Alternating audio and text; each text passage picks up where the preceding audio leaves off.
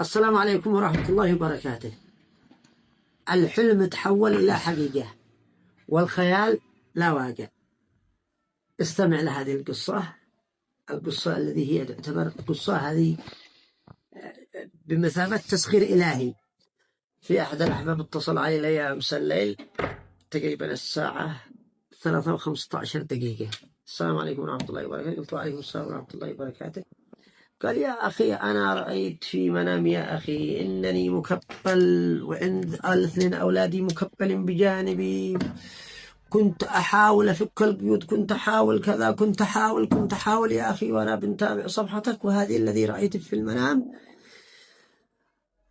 قبل ما أنام قال شفت لك مقاطع في الفيسبوك حقك وفي التيك توك بنتابعك.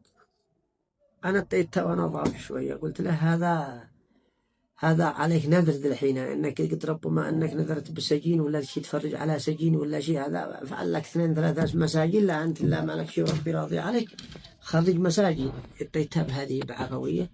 قال لا والله ربي راضي علي. قلت خرج مساجين ولا اعطيك لنا مساجين. قال كم عندك مساجين؟ قلت شن لك وكم، لكن معي انا واحد اتقرق به، اشتاء تقرق باتك بدون قصاص، وقلت سبينا الموضوع حقه هديه بالتراضي، ومعنا واحد شيبه مسكين الله ما حد بيتكلم بعد كذا كذا، ومعنا واحد مزروق داخل السجن. اهم شيء قلت لي يا اخي اعتق لي رقبه هذا يا الرجال من القصاص الذي باقي الموعد حقه، يعني فتره محدده، قصاص مشروع. قال كم عليهم؟ قلت هذا على كيت وهذا كيت وهذه كيت. قال جيب نسبك، انا الحمد لله في خير. قلت هي قد آخر الليل هذه تجيك التواهي يصب ولا يقدر تسخير إلهي ملك من ملائكة الله فوق.